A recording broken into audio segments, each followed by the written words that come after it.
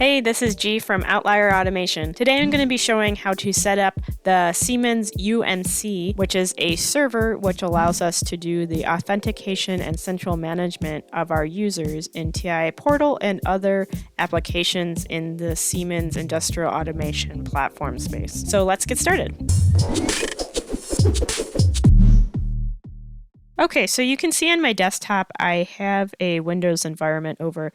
This is actually an Amazon EC2 instance, which is running Windows Server 2016. What we're going to be doing is installing the UMC server here and then configuring a web browser, which will allow us to have a GUI in order to add users and groups and do other configuration here. First thing, we have to get the installation files, and you can get it through TIA Portal on your second DVD. Right here I have version 18. So I'm going to go ahead and mount that and pull off the installation files from this under support. And get this UMC2 here. Close that and run as administrator.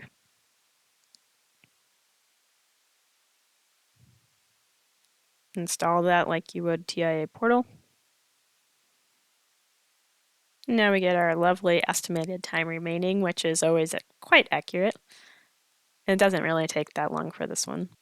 Okay, so now what that gets us is if you go into our local disk under Program Files and Siemens, you should have this user management folder and this bin documentation and web, which we'll be referring to several more times in this setup.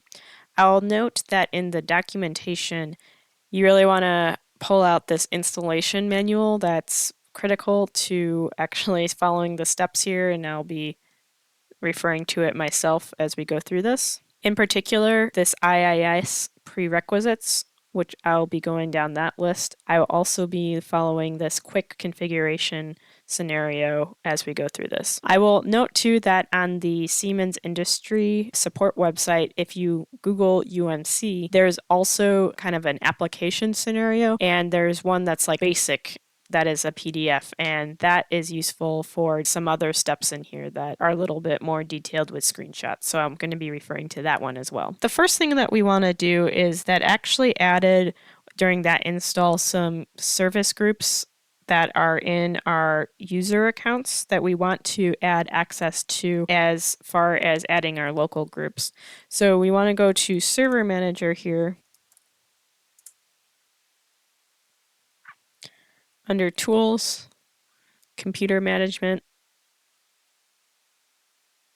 Local Users, and Groups, and you can see at the bottom there's these three groups here. So I'm going to go ahead and add my local domain group to that. I'm using Simple AD on AWS, but you could also use just Windows users hard-coded into this. Know that throughout this process, if you want to have kind of a flexible deployment, you'll want to make sure that you start with an Active Directory or some type of domain on your network. That will make it a lot easier, but you don't have to. It's just a little bit trickier to get it set up.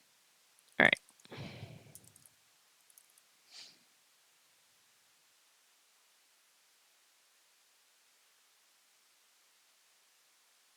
Okay, so now that we have that, we're going to go back into that bin folder. And if you go to the bottom, there's this config application. So right click and run as administrator. And this is going to set up our instance name as well as some service accounts. So this domain name is not the domain name of like your Windows or your network domain name, which I have connected here. It's just whatever you want your instance to be called. So I'm just going to call it Outlier UMC.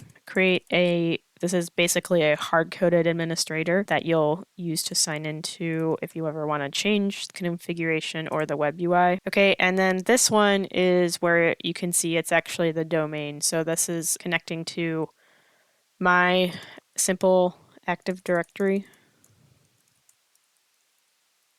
And this last one, this provisioning service, that is if you want to connect your UMC server to Windows Active Directory and pull in your users and groups that way. I am not going to do that in this one, but if you do want to connect that, then refer back to that installation manual. There's quite a few examples in there. Okay, so now there's a few more commands that we want to run, which will allow the UMC server to import its users into TIA Portal, which is basically what we're using this for. And what we want to do is open a command prompt, again, run as administrator for all of this stuff. And we want to actually change our directory to that user management bin. And I'm going to go over to the basic manual in order to get those commands. There's an entire manual on what the different command line commands are too. Basically, you can do everything that you can in the WebUI through this command line as well.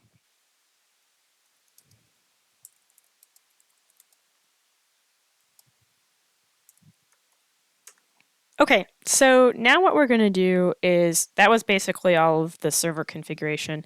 Now what we're going to do is move to the configuration of the web UI itself. So what that requires us to do is to have Internet Information Services, or IIS, from Windows installed on the server in order to actually serve the website. As I mentioned before, this is a completely unconfigured Windows server, so I'm going to go ahead and install the features that will allow us to run IIS. So go back to Server Manager. I'm going to go to Manage, Add Roles and Features, and there's a long list of features that you have to enable here for this ASP.NET application to run. So make sure you refer to that in the install manual. Go ahead through this one here now myself. So we're going to do web server.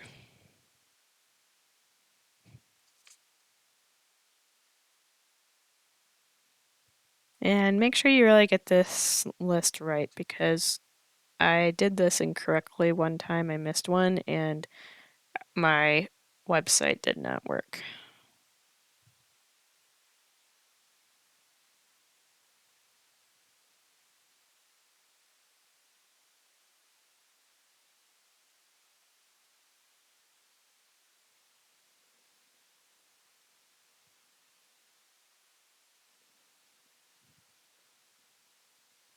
Okay, that just finished.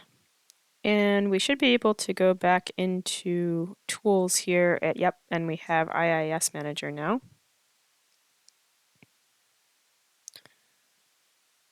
Okay, and there's actually a couple features for IIS that we need to install for this to work. So we need to go to IIS.net, which is supported by Microsoft. And there's a couple links that are provided in the basic manual.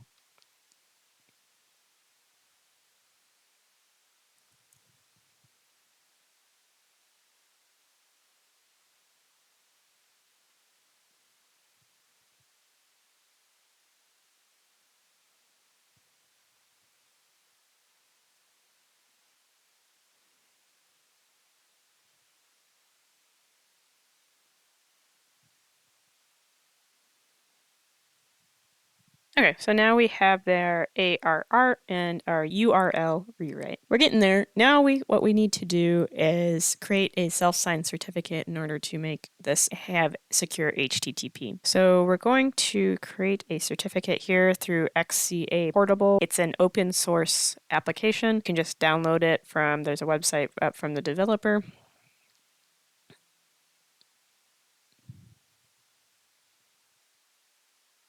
And when the first time you run this, you need to create a database for the keys.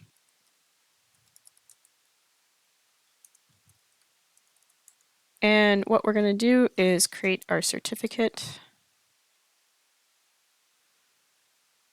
and select TLS server for the template.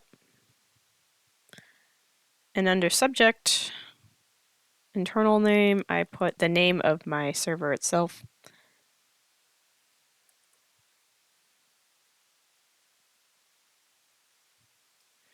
And for me, I have my full name and fully qualified domain name. And then I will generate new key.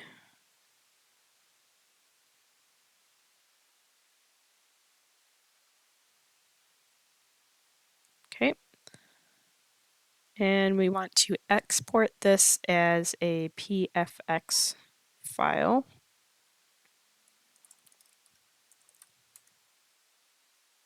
Okay, and go back into our IIS, go to Server Certificates, import this,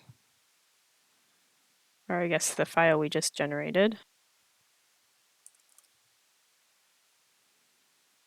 Now, we actually don't have our website in here yet. So what we want to do is there's a batch bat file that we basically runs a bunch of commands in order to add this here, and then we'll link that certificate that we just created. So going back to our bin folder for our install, there's a WebUI configuration file.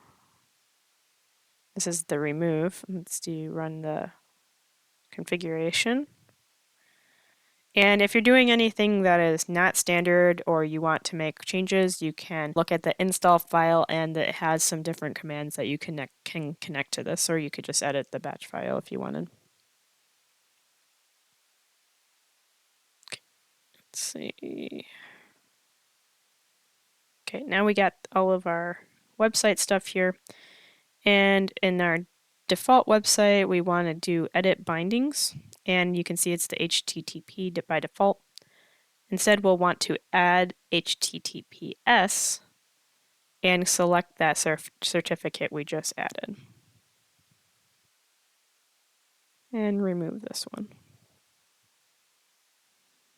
So after we import the server certificates here, we actually want to install them onto our machine in order to make sure that it recognizes it. Local machine.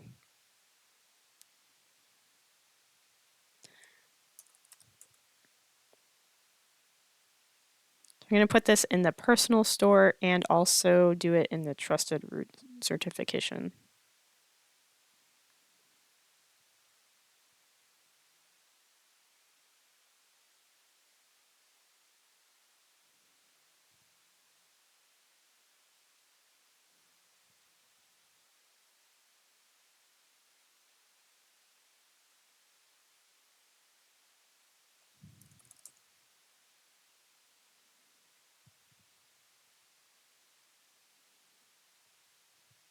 Okay, so now that we have those certificates installed, there's a few more batch files that we want to run before we give it a try.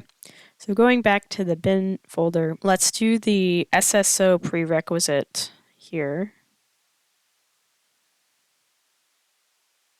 And just for good measure, I'm going to do this remove WebUI. Run that one more time. And let's give it a try. So this is our address, so that's the name of our server, and then the domain name, and then UMC. All right, and we got our secure. And let's try the admin password. All right. And we're in. We can go to the top right hamburger menu here, and this is where we start configuring things. I'm not going to go super in depth in this one, but essentially you can add groups, which we can then import into Portal, the individual users, which again we can link, or just the groups actually. We can say like this person is there or not, add them to a group, and then they will have access or not. You can also have password policies, you can link to your AD and have your event log, which will know if you have any issues going with security or other things with the server itself. So those were the steps in setting up our UMC server in AWS. And in future videos, I'll be linking TIA Portal and other applications to this server and show you how to use it there. So I hope you continue along with this series and good luck using UMC. Thanks.